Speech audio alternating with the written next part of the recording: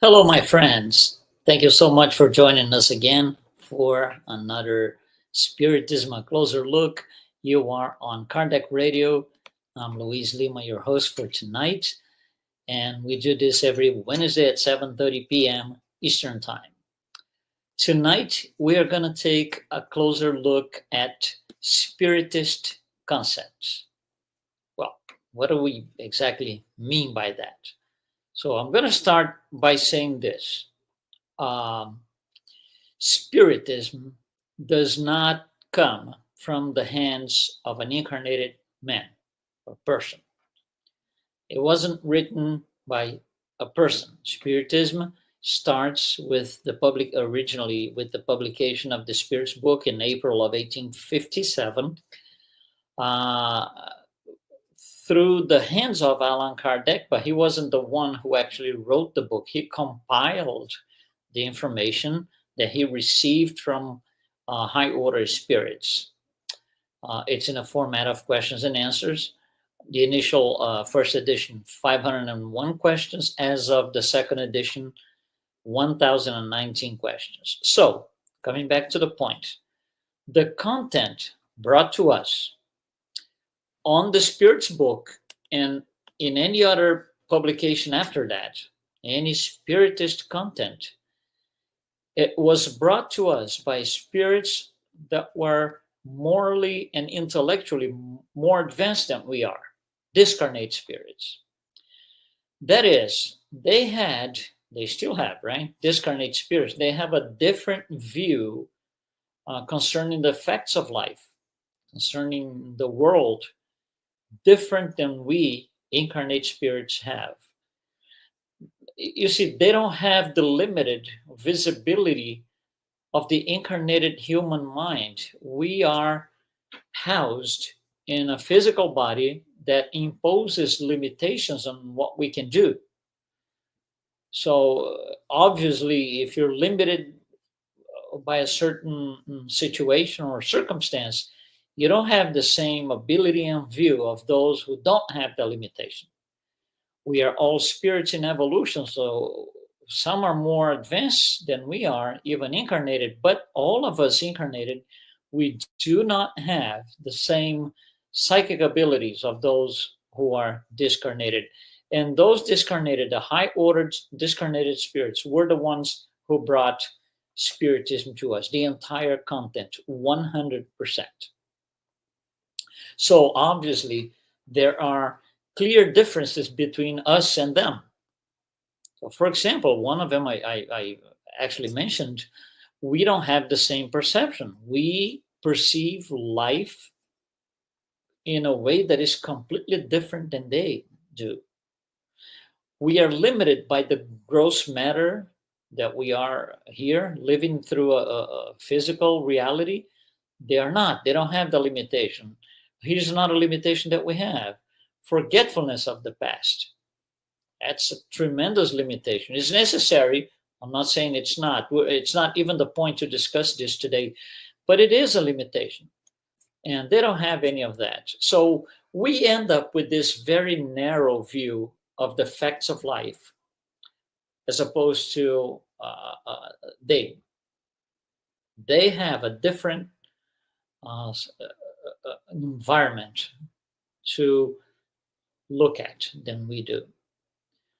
So they have a different view of together. So Spiritism comes along, written or with the content brought to us by people, by spirits who see things in a completely different way than we do.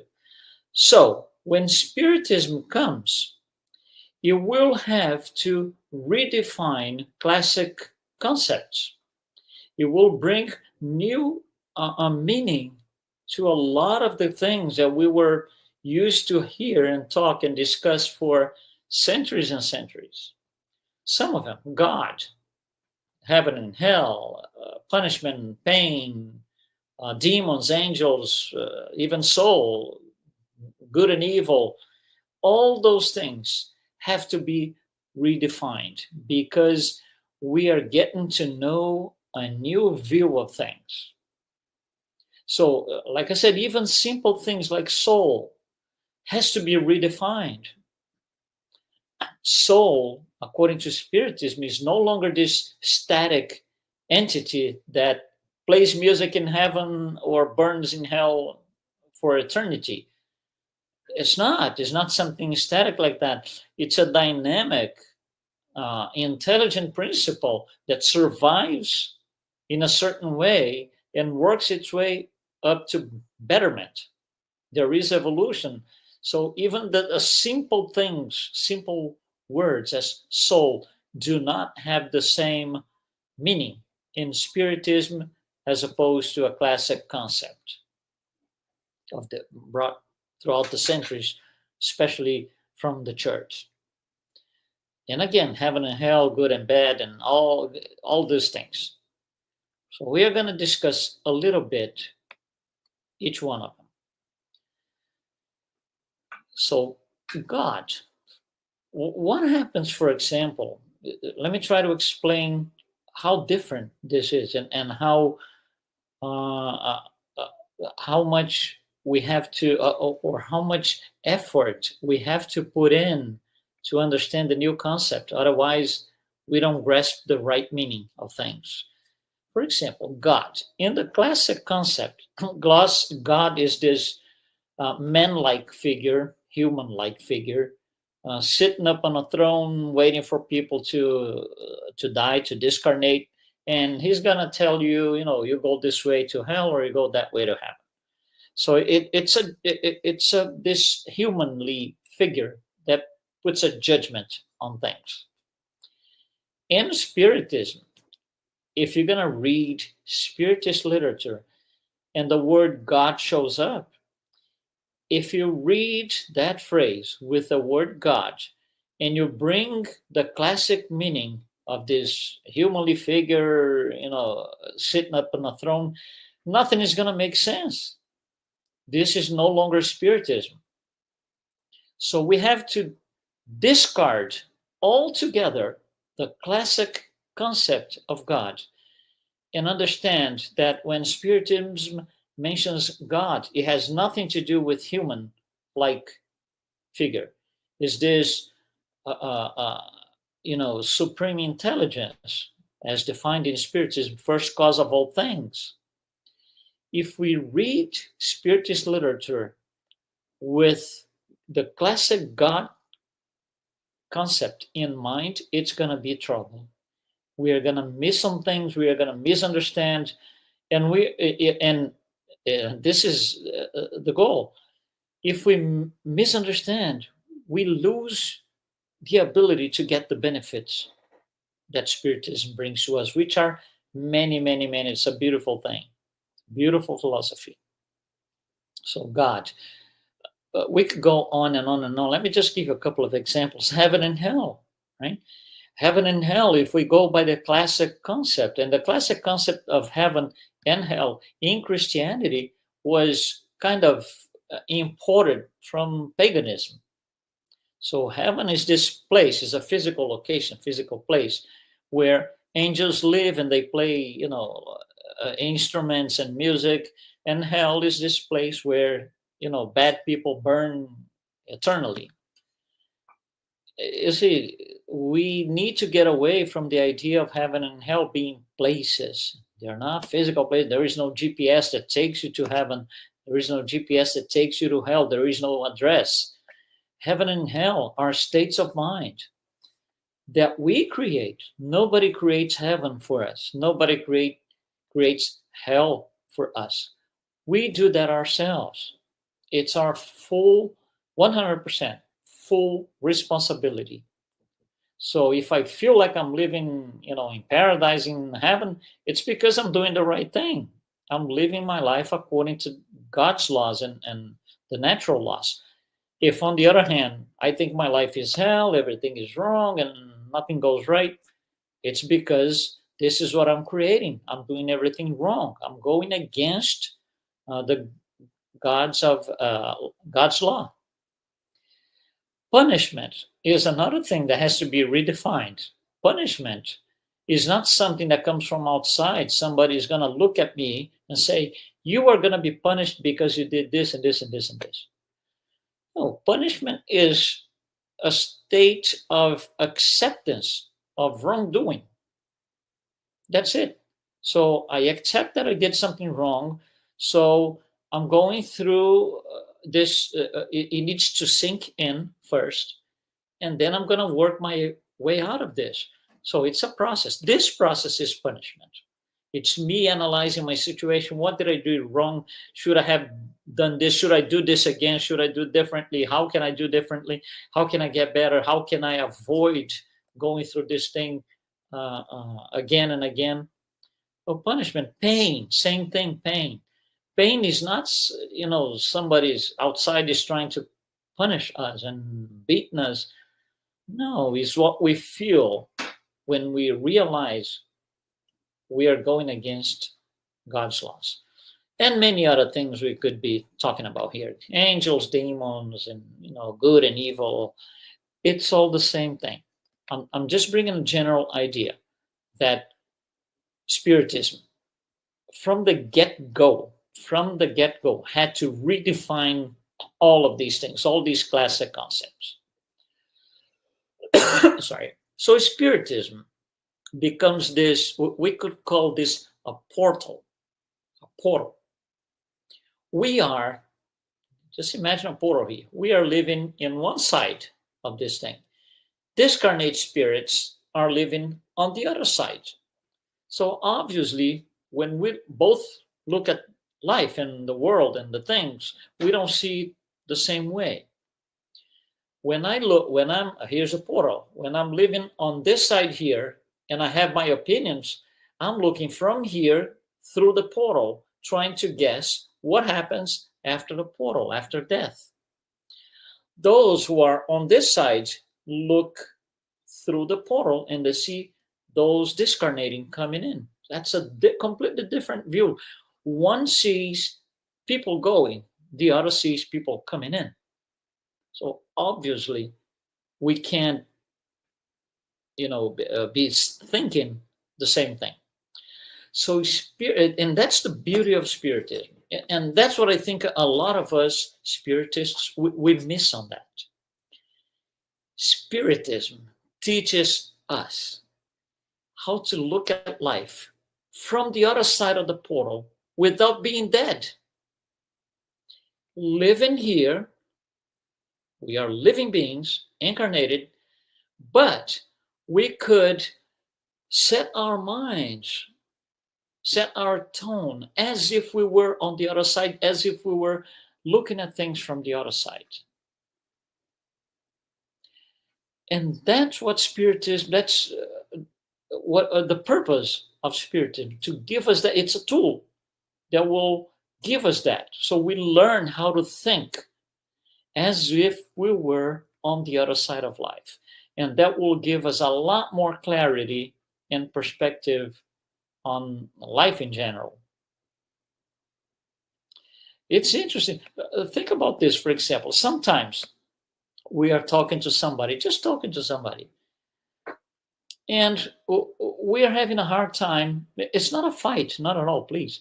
We're just having a hard time understanding what the person is trying to tell us, or vice versa.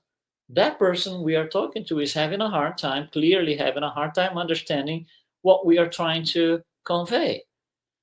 So, if we could understand exactly the line of thought of that person, how that person thinks, what makes these people, what makes that person happy, unhappy, what does she like, what does he like, it would be a lot better for us. We would get along much better. We would be able to get a more clear view on the subject from that person's perspective without having to be that person. Similar, when we are in a Spiritist center, especially volunteers in a Spiritist center, and somebody comes new into the center, they come in, they introduce themselves and say, "Oh, I hear about Spiritism. I'm interested to know." And they usually, most of them, come from a different belief system.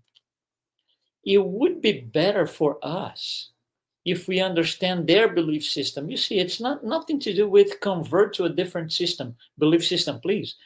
If we understand what they come from, what their concepts are, it would be a lot easier for us to get along with them, understand them, and bring them in with uh, under better circumstances.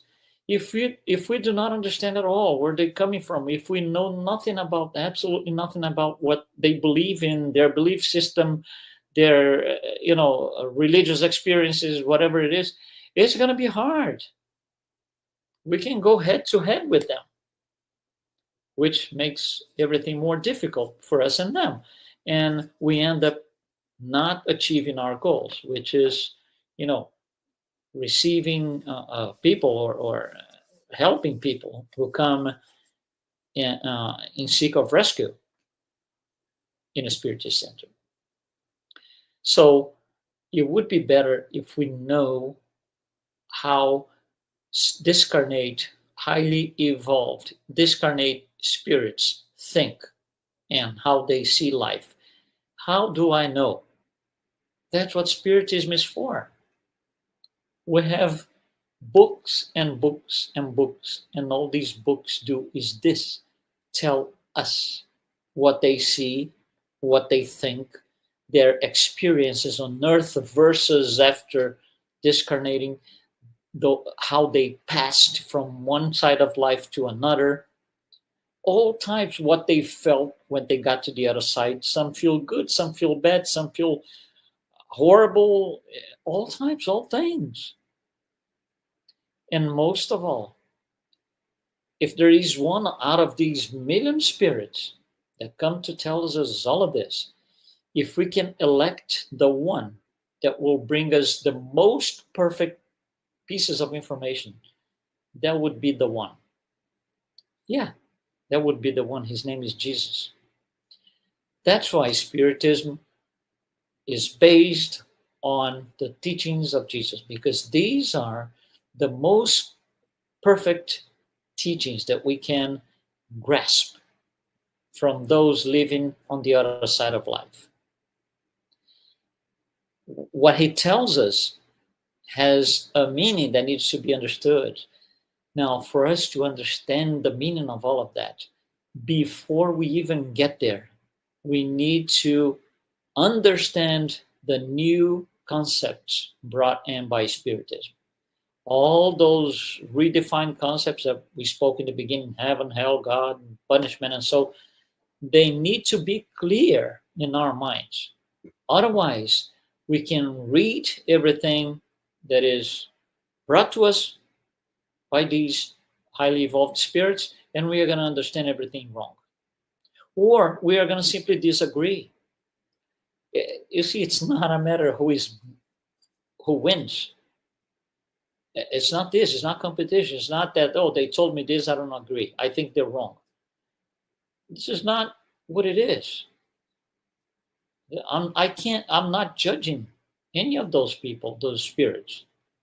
I'm just happy that I can grasp that information. It's going to make me better, and I'm going to work with that information for my own benefit, for my own betterment. So, one of the things that I need to briefly touch on, which I think I did a couple of times in the past year or so, think about one of the great, I would say, question marks when it comes to us understanding, which is good and evil. Good and evil. Well, things happen, bad things happen. Then we rebel, we revolt. We want to, lose our temper. We want to react on the same level that the evil doer used to, whatever, create his action. That's not it. You see, good and evil are on the same spectrum. Good, or totally good, 100% goodness, it's at the top of a spectrum in which the very bottom is pure evil. And spirits, that's what Spiritism tells us. Spirits evolve, starting from the very bottom, labeled as simple and ignorant, and they will go up and get better and better and better and better to the top of the scale, which is total goodness, 100% goodness. However, that takes time. It cannot be done in the snap of fingers.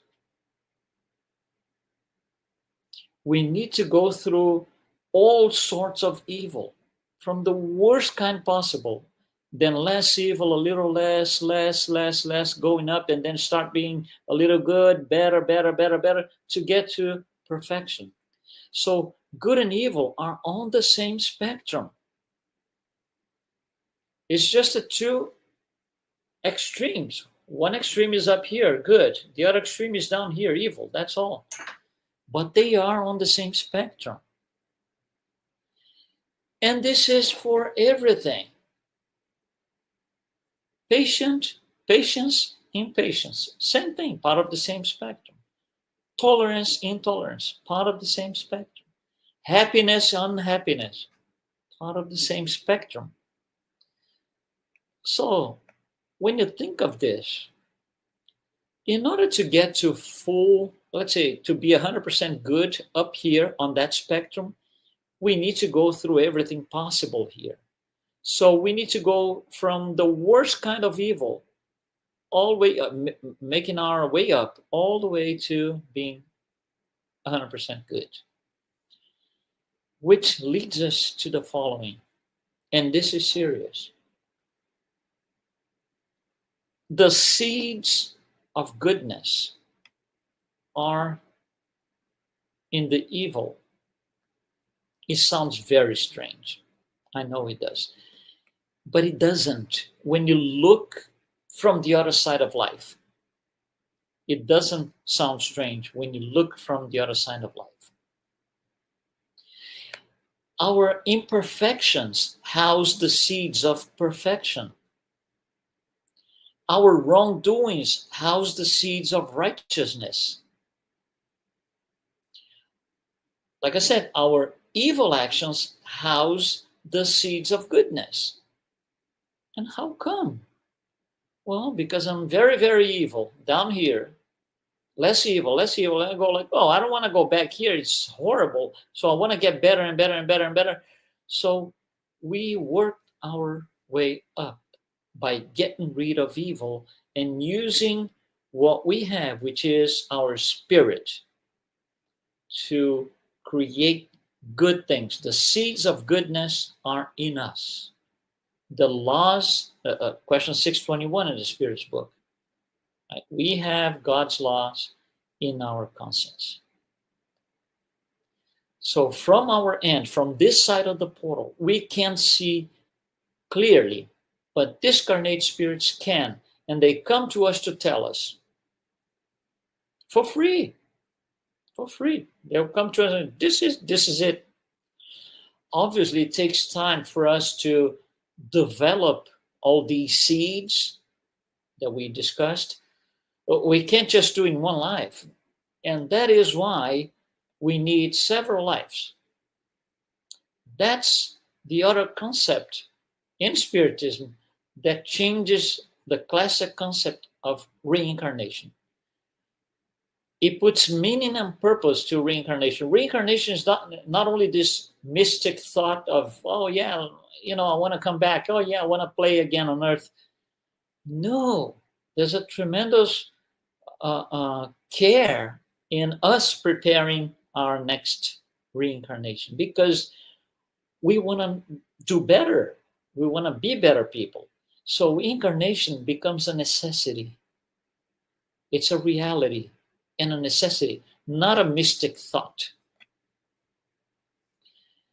And the meaning and purpose of reincarnation are very clear in Spiritism. Number one, purpose of reincarnation. Two main purposes. Number one, progress of the soul. development of the soul, betterment of the soul. So we come back several times over and we get better every time. Now, there's another meaning to reincarnation, which is for the spirit to sustain their part in the creation. It's written in the Spirit's book. What exactly does it mean? It might sound a little tricky. Let's take a simple example. Let's say you want to be, you're a young girl, young boy, and you want to be a doctor. Okay, so can you be a doctor tomorrow morning? No. You have to go to school, elementary school. You have to go to high school. You have to go through university and then residence. It's a long, long, long process that requires effort and merit, hopefully, but it requires us to invest in ourselves. Only when I do all of these things and I get past all these milestones, then I can do my part, which is be a good doctor. Have people in my, my office and give advice for people. Only then I can sustain my part. It's the same thing with spirits. All spirits have a mission in creation, but to get to the point where they can, as of a certain point, be on that mission, 100% vested in that mission, they need to be prepared. They need to prepare themselves until they can sustain their part in the creation. This is what Spiritism is telling us. The soul needs to be lapidated, needs to be prepared so it can sustain, spirits can sustain their part in the creation. So this is Spiritism, and it brings new concepts. It does. Oh yeah, it does. Absolutely. And once again, I'm going to rephrase this. Especially if you're new to Spiritism, relatively new, and you come from a different belief system, if you read Spiritist text, teachings, books, and these concepts are being mentioned, you need to make sure you understand them within the Spiritist framework. God is not this judgmental being. Heaven is not a place. Nothing like this. If we mix things up, we are creating a personal Spiritism, which not necessarily is Spiritism at its core. That's my message for tonight. Thank you very much for participating with us. We are going to be here, as always, next Wednesday, 7 p.m. Eastern Time. Thank you so much.